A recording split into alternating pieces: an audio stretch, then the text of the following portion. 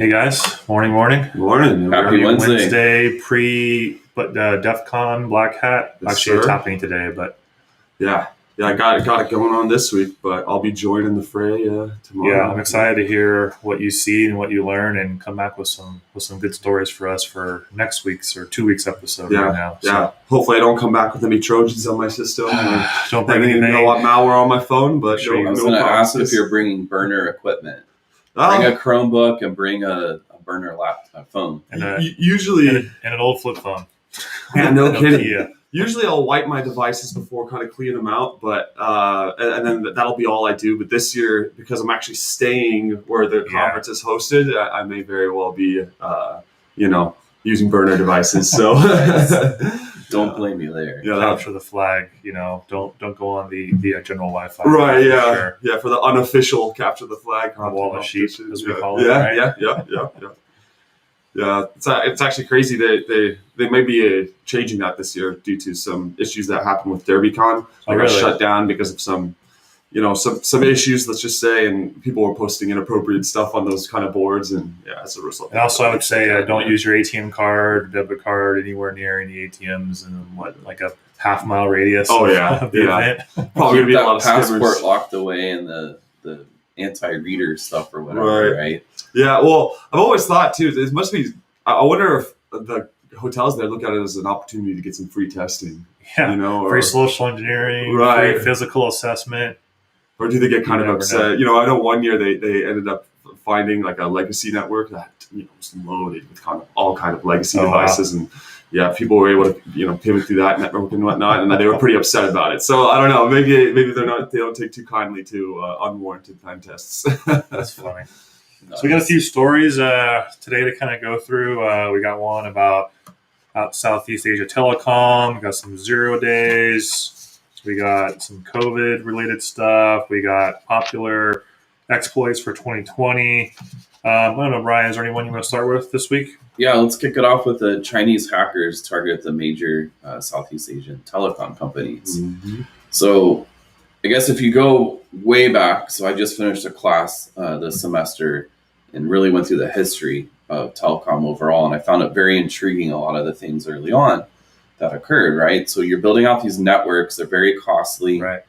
It was all analog back then, back in the early 1900s when all this was going on. So Bell Company was one of the main ones out there that Bell back in the day built all this stuff, and they were very specific on what hardware could be on their network.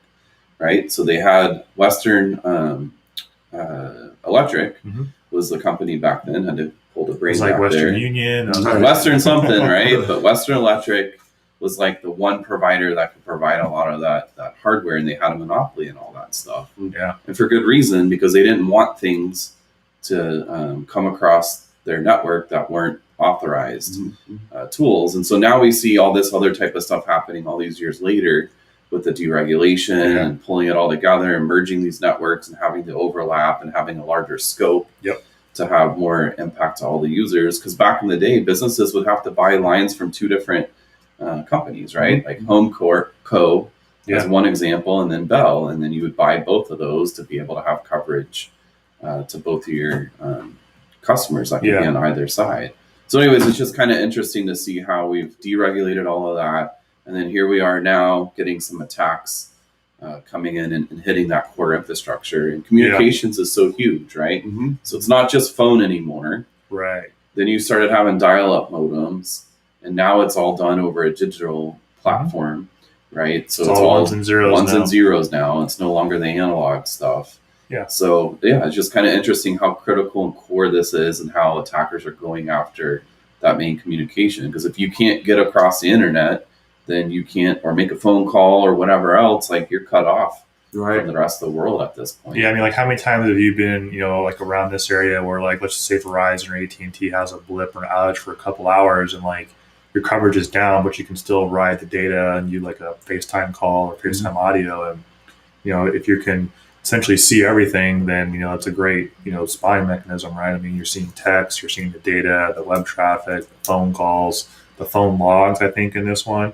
What I think what's interesting about this actually one is, like, it was potentially 3 different threat actors maybe working together, kind of like almost playing in their own sandbox. So it was really interesting to see that 3 different, groups were in here, each with their own maybe agenda, own kind of sticking points, similar in tooling, but very different approaches to either how they got in or what they were looking for. So it's almost like this, teamwork kind of thing happening, which I think is the real interesting aspect of this story here. Not so just was like one of those groups the primary contractor?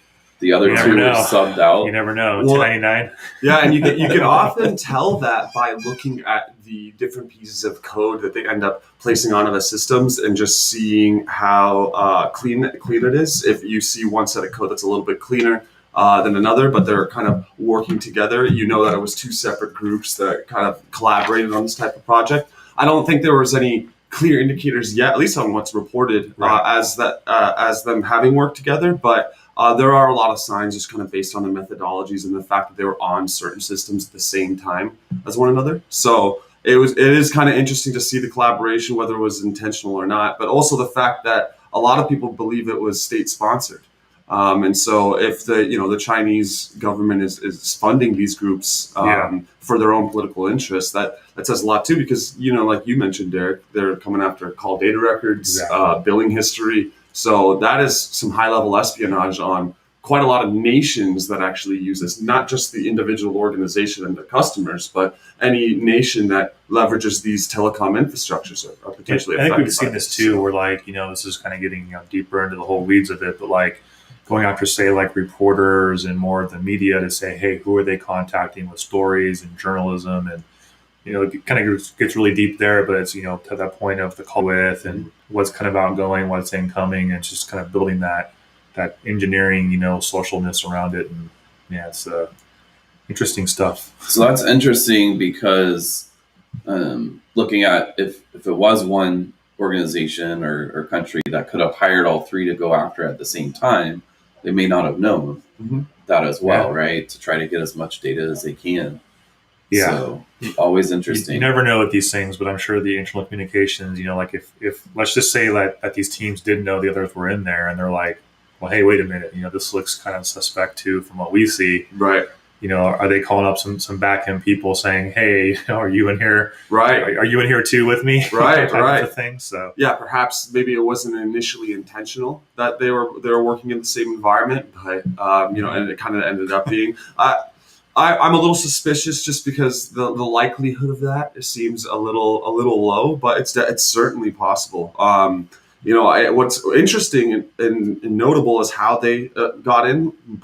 Two of the groups got in via the Exchange vulnerability released last March. Where's our little bell? Right. I knew that was coming. Right. So whether that's indicative of, I think more likely that's just the most common attack vector for them to be able to get in and leverage. But whether that indicates they were collaborative, it's possible. Yeah. But it's interesting to seeing that being exploited in the wild and on such a high level campaign. So. Yeah. Well, and that's the other thing you got to worry about is when these things happen a long time ago, did they plant something in to execute later when these vulnerabilities are out there? Because a lot of times they'll go sleeping, right? Yeah. And they don't want to get caught right in the fray of things, and you think you're okay because you didn't get any reports of data being exfiltrated or anything else. Yeah. But they sleep there, you've moved on to something else, and other threat vectors come in, and then bam, they hit. Right. Exactly. Right. And we haven't gotten all the IOCs yet, but they were characterized by a lot of the reports as highly adaptive and using very evasive and stealth techniques. So there are certainly advanced actors, which kind of adds strength to the theory that they were probably, state funded. Yeah. Good stuff. Yeah. Should we go to PTS and our tube system? That one is pretty interesting. The pneumatic tube system. So there's 9 vulnerabilities discovered there, dubbed PwndPiper. Not to be confused with PwndPiper and what was it, middle out compression video software. Yeah, I had to throw that in there. That was a great show, by the way. So that was very interesting, affecting the Nexus control panels. So pneumatic tube systems are basically these cylindrical kind of systems that propel these containers through networks of tubes compressed by air. And vacuums, and they're used for transporting solid objects and other kind of things throughout and fluids and other kinds of documents throughout the throughout hospitals. So this particular one, TransLogic, happened to be the most advanced PTS solution in the market, with 80% of hospitals in North America. Because over 3,000 hospitals. Stats, which is worldwide. Quite a bit. Yeah, that's pretty huge. And all kinds of vulnerabilities. So like hard-coded passwords, privilege escalations, memory corruption bugs, denial of service. Yep. Yeah. Go figure. Hard-coded passwords, like, okay. So a lot of the same things common vulnerabilities that you just see in IoT technologies. So what that tells me is that there's still like a lack of emphasis by organizations on securing these devices, that they're physical devices, these OT devices, and they just sit in a room. No one thinks about them. Like, they're plugged in, but are they really plugged in? And it's this old legacy stuff, but it's running old versions of Windows, Linux kernels, whatever have you. And I guarantee you, no one patches these things. It comes down to our favorite words again: segmentation. And should these things have access, be isolated as much as possible. And here we are, is just another example of these rogue devices on the network, or not really rogue, but devices that can be really at risk, right? So not defending the IT department, but who probably put that in? Facilities. Right. Exactly. Right. And so nobody's there reminding them they should look for patches or contact the vendor, or do they even continue to pay the support contract? Yeah. Right. A lot of the times these things just work until something breaks. They let the support contract lapse, as an example. Yeah, I mean, like, we've been in scenarios where, we're working with some customers and help them find some things. They're like, well, like, we didn't even know about this. I'm like, like, that's a problem, right? You have unknown devices, and these things are quite unfortunate. Right. And IT's like, not me, man, but unfortunately it's on the network. Yeah. So it's a shared responsibility. Well, and that's what it is like, when these things get installed initially, they at one point, they were just analogous systems that were not IP based. And so the security of them was just based on obscurity. It's just the fact that most people don't have understanding of the system. So to be able to exploit it is like, you would have to have access to it and spend time researching, and most people just didn't. But then as soon as they started IP enabling these systems, and then adding traditional IoT technologies in them without any kind of secure development process, that's basically what you get, is like a series of common IoT vulnerabilities as that process of secure development never actually happened on the IP-based system, right? Because it never happened in the original system. So when the conversion happened to basically fill a business need, they more or less just enabled it without actually performing any kind of control checks. So I think that's a big part of it, is that transition.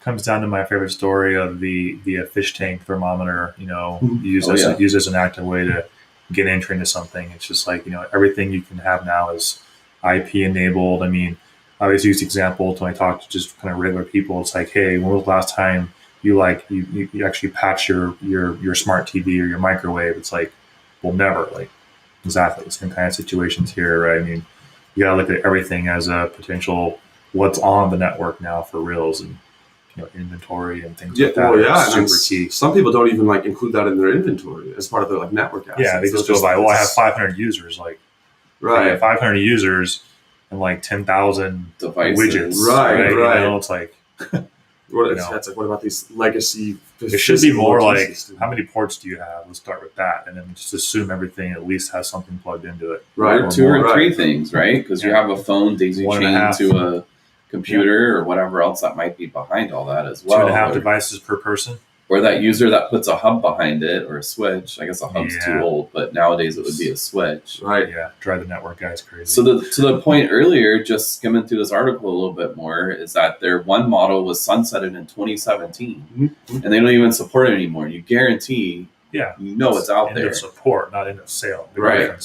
So it could still be sitting out there. There's probably a lot of them, and I think we're going to see more of these. And what's kind of funny is if I don't know if you guys watched the video of the proof of concept, but they ran like a slot machine game on it, and just took it over basically. So right. It's interesting. So I think, at the end of the day, because of the lack of research in a lot of these systems that are being converted, hospitals and organizations are going to have to use segmentation so these things don't talk to other things on the network. It's like, if you're not going to take the time to research and understand the vulnerabilities of the actual system itself, you just need to make it so it can't talk to anything. And that should have been that should be step one, as opposed, outside of patching, obviously patching, but yeah. So, even patching can be tricky because it's almost like, we can kind of divulge on patching in general, but that becomes a whole just constantly chasing and patching cycles and, how often, do you do every patch? Is it just security? So, but you're right. It's usually like multiple things that have to happen here to help protect your networks, especially hospital networks, right? Because there's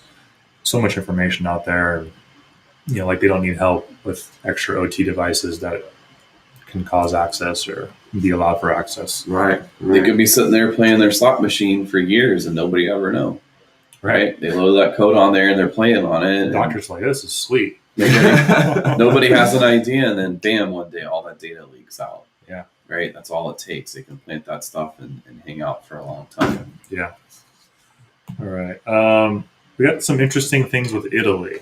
It's a short story, but I kind of have a couple questions for you guys about this one. So, people or hackers have shut down the COVID-19 shot booking system in a certain region of Italy.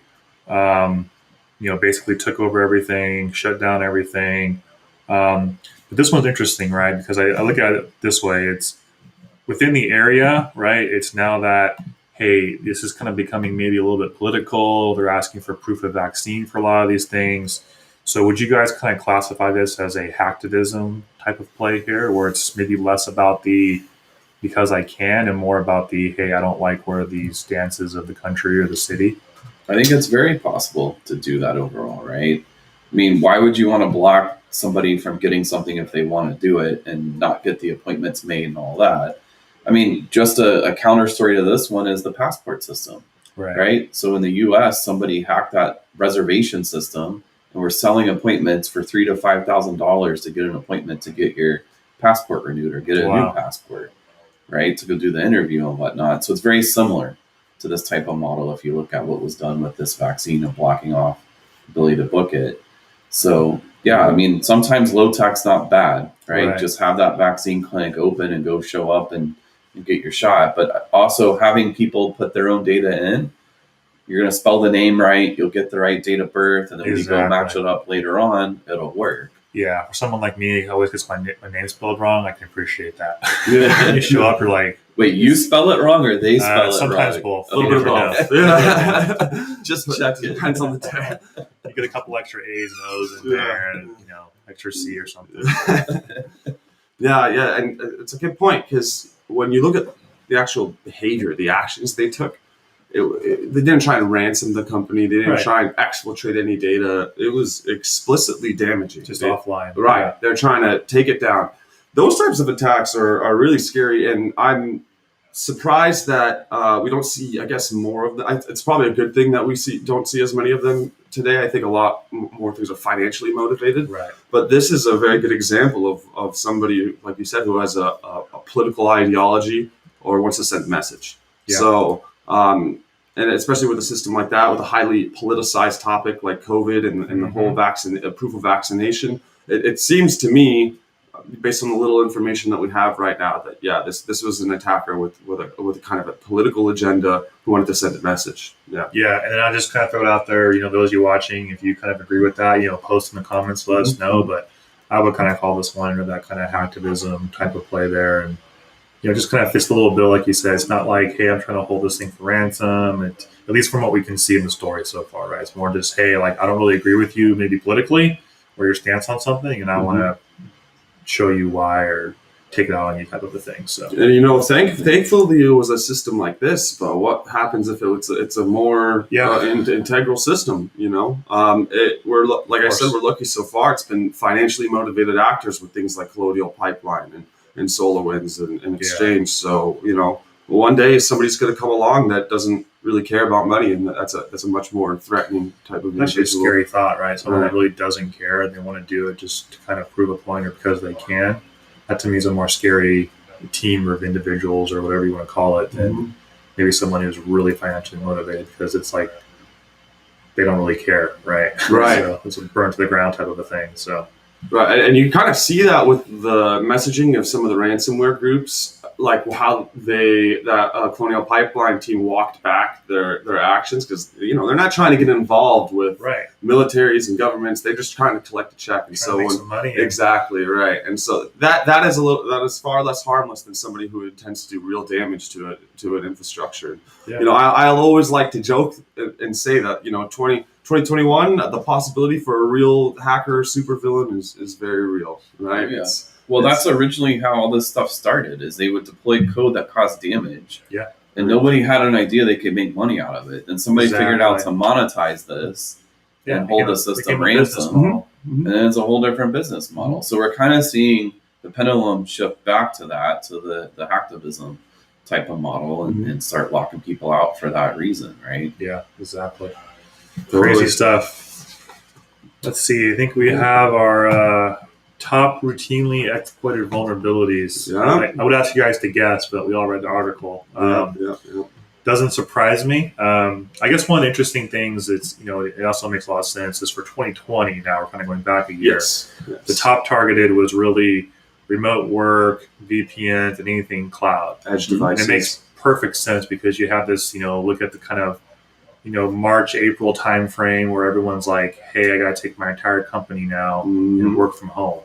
And we had a lot of our customers scramble with this, and, a lot were not prepared, and they're just slapping stuff together. And like literally security was like, what's security? Right. They picked up the desktop and walked all out the about door. VPN at the time. They didn't even have the VPN installed. They just picked the desktop off and off they went. So now you had this everything going after those types of technologies, and preying on like the people working at home and the average user. And so to me, that one makes a lot of sense for 2020 being those. Your home router's not working? Just plug it right into the cable modem. Right. And then it gets a public IP address, and you're like, there's no protection. It was just like a mad rush for enablement. There was like Fortinet, I think, was it Netgear or Linksys, one of those two, had some other issues too. And it was everything, like F5. MFA was a big deal and part of this whole thing. So yeah, 2020 doesn't surprise me that was like the core focus for top vulnerabilities and exploits and things of that nature. Yeah, and of course Exchange high on the list, right?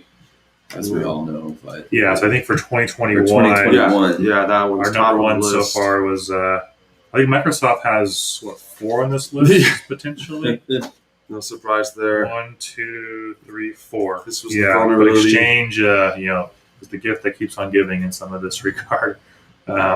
We're still seeing the outcomes and outplay of some of that, right? If this was the vulnerability Olympics, they would have taken the gold for sure. Microsoft had that.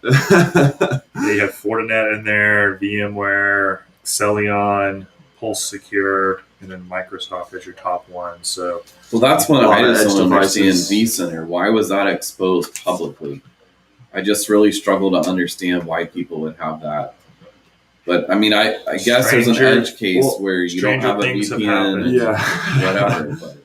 I mean, and particularly without whitelisting, right? It's like if you're going to have that exposed externally, at least only to your administrator IPs. Well, I mean, the other thing too is like whether it's intentional or not. I think a lot of these times people don't realize things are going to be exposed, or like an example that we see a lot. It's like, hey, I have these, 10 years of firewall rules, right? And then I change some IP, but some NAT still mapped to it, and then the luck of the draw, this server gets that IP and it has a publicly forwarded NAT, and no one knows that, no one checks that stuff, sadly. So, and then people are like that. I don't know why that was configured that way, right? It was the other guy, right? Yeah, the original guy, other girl, other team that was 10 years ago, right? Exactly, just the legacy stuff. So, again, it's like all these things we see, and just legacy and layers of defense here, right? Not just one thing. So right, and I mean, a lot of these issues are going to come back to patching, right? I mean, every single one of these is going to be remediated by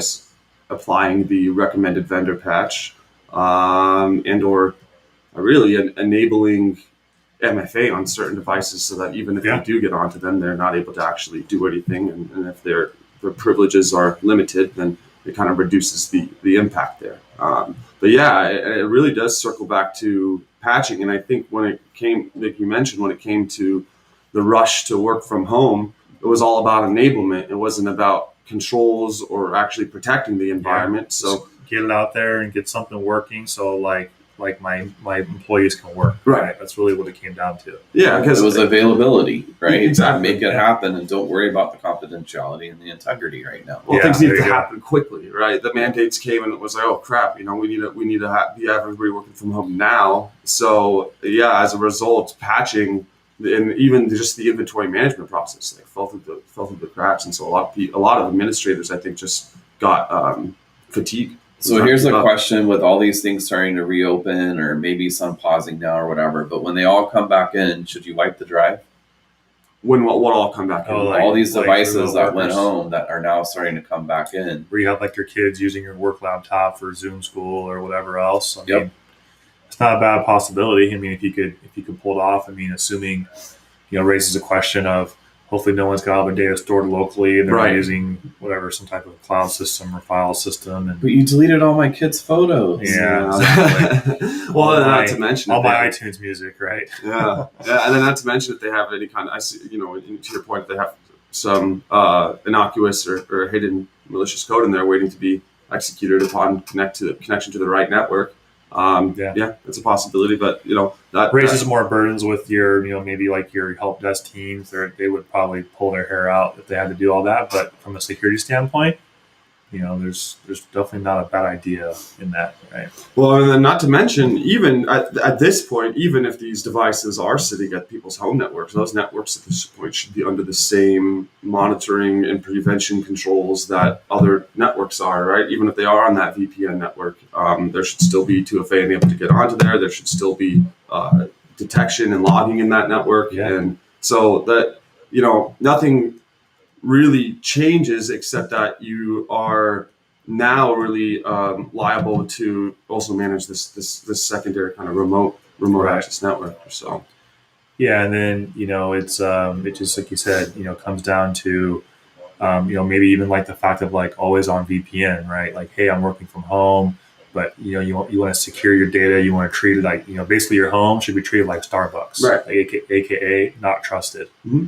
And then, like, what are you doing on your endpoint? And because you don't have that corporate security firewall, that big firewall, if you will, pushed down to your house, right? So how do you manage this and do everything else? So and that's why, having those controls like monitoring on the VPN network and the endpoint protection and all that, even if you're sitting at home, is critically important, so you can actually, ensure or just go VDI everywhere. Right. Yeah.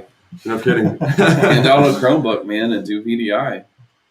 There's you can just put that Chromebook right in the shredder at the end. Right, you're done. That's true. I mean, if you just have everything kind of hosted there and protect it with your kind of traditional controls like whitelisting and 2FA, and then you just access it through the console. So many options. Right. Yeah. And I think like given time when legacy infrastructure starts to go away, that's probably going to be what it looks like, a lot more like. So what people just kind of access. We have a long way to go for that. I feel. Or 10 years plus to not get even, I'd say 25. 25 to get everybody. Put it this way, there's still Cisco Cat 6500s running around. Yeah, that's and true. They've been 20-year workhorse, and they're still out there, man. I mean, it's mind blowing. That's the one. I mean, that could be a whole separate conversation. It's just the infrastructure in the U.S. and the state of it versus say other countries, and because probably I would say the history of where we started and when we started and how long it takes to mature versus like someone starting 20 years ago versus like 100 years ago, right? Mm-hmm. So, oh yeah.